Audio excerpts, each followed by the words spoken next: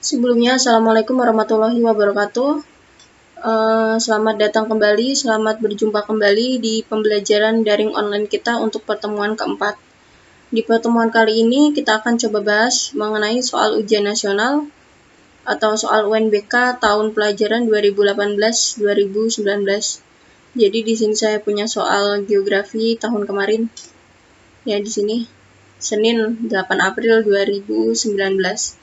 Kali ini kita akan coba bahas soal ini beberapa, walaupun UNBK-nya tahun ini dihapuskan, tapi tidak ada salahnya kita tetap mempelajari soal-soal UNBK ataupun soal-soal yang lain untuk mempersiapkan ujian sekolah kalian nanti.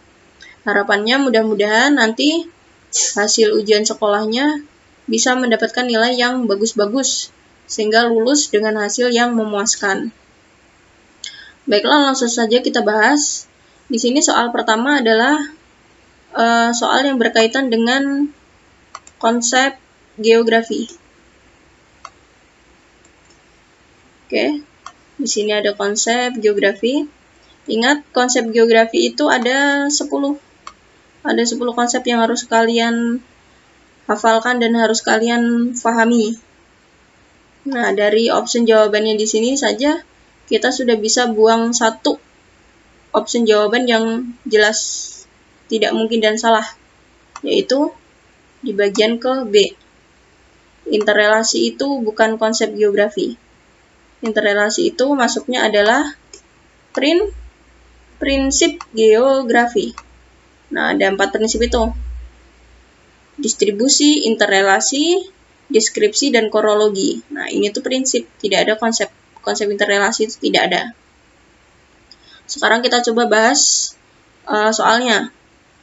Pembangunan pedesaan di daerah dataran rendah itu umumnya didukung oleh sarana transportasi yang banyak sehingga lebih cepat berkembang dibandingkan pembangunan pedesaan di daerah pegunungan yang memiliki keterbatasan sarana transportasi.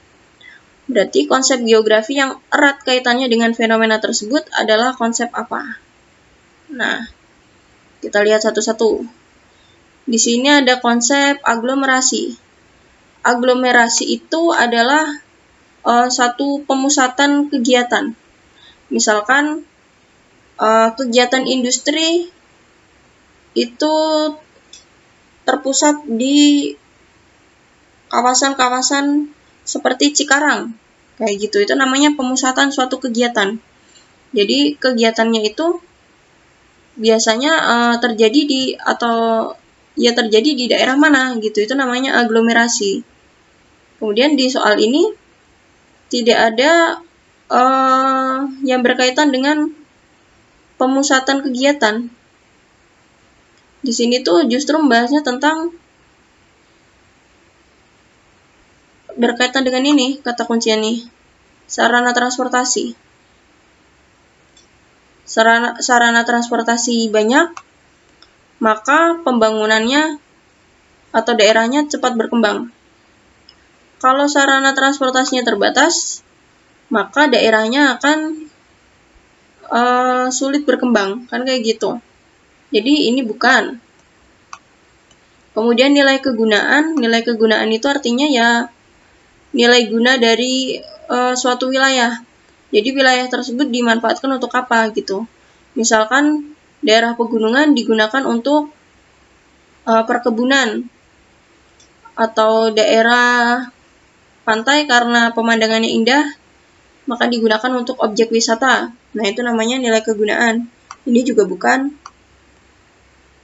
Kemudian konsep pola itu misalkan pola aliran sungai atau pola pemukiman. Di sini juga tidak membahas, ini bukan. Maka kemungkinan dan yang pasti jawabannya adalah keterjangkauan. Keterjangkauan ini kan menjelaskan tentang sulit atau tidaknya suatu lokasi tersebut untuk dijangkau. Nah, atau ada hubungan jarak dengan keterjangkauan. Di sini kan kata kuncinya ada di sarana transportasi. Sarana transportasi ini kan menunjang dari mudah atau tidaknya keterjangkauan ini tadi. Ya kan? Daerah dataran rendah yang didukung oleh sarana transportasi yang banyak, maka akan cepat berkembang dibandingkan dengan pegunungan yang memiliki sarana transportasi yang terbatas gitu. Jadi ilustrasinya itu kurang lebih seperti ini. Nah, di sini saya punya daerah pegunungan. Bayangkan saja kalau daerah pegunungan ini kan topografinya atau bentuk muka buminya tidak datar. Bisa kalian lihat di sini bergelombang gitu kan, naik turun. Nah, kalau misalkan daerahnya seperti ini, kita mau bangun sarana transportasi juga kan pasti akan susah. Bangun jalan tapi naik turun kayak begini coba. Kadang mungkin akan memotong lereng gitu kan. Pasti akan sulit. Kemudian orang melakukan mobilitas perpindahan di daerah kayak begini juga sulit. Naik turun. Kan lebih enak di daerah dataran rendah. Dataran rendah itu kan relatif datar gitu. Orang bangun jalan, orang bangun apa juga akan lebih mudah. Nah, kalau misalkan sarana transportasinya memadai, sarana transportasinya banyak, maka daerah tersebut kan akan cepat berkembang. Kalau sarana transportasinya bagus, orang menuju ke sana juga kan akan cepat, akan mudah gitu kan. Berarti itu berhubungan dengan konsep keterjangkauan. Jadi nomor 1 ini jawabannya adalah D. Kemudian untuk sekedar mengingatkan 10 konsep geografi itu, yang lainnya adalah konsep lokasi. Lokasi itu berhubungan dengan letak suatu tempat. Kemudian ada konsep jarak. Jaraknya ada 2 ya, jarak mutlak dengan jarak relatif. Mutlak itu jaraknya tetap, kemudian relatif itu bisa berubah-ubah.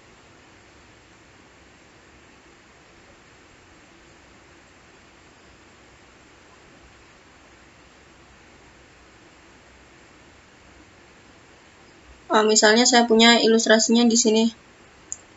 Ini konsep jarak berhubungan dengan jarak relatif dan jarak absolut. Jarak mutlak. Jarak mutlak dan jarak relatif.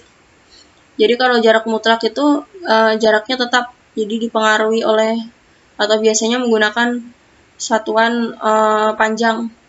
Misalkan Malingping, jarak dari Malingping ke Rangkas Bitung bila melalui jalan raya Kadu Agung Cileles adalah 85,3 km. Nah, ini tuh tetap tidak akan berubah.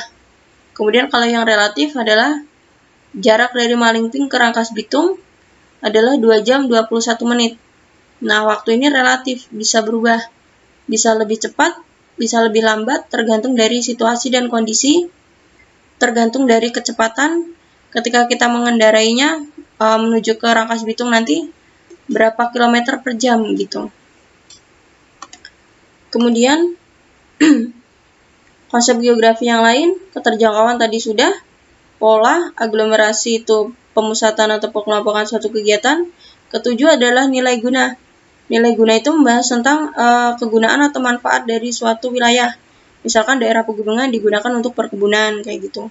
Kemudian ada interaksi dan interdependensi. Interaksi itu hubungan timbal balik antara satu wilayah dengan wilayah yang lain. Kemudian kalau interdependensi itu hubungan saling ketergantungan. Kemudian yang ke-9 adalah diferensiasi area atau membandingkan dua wilayah. Dan yang terakhir 10 adalah keterkaitan ruang atau asosiasi. Nah, ini adalah 10 konsep dasar geografi yang harus kamu hafalkan dan kamu pahami. Jadi jelas ya, nomor 1 ini berarti konsepnya adalah konsep keterjangkauan.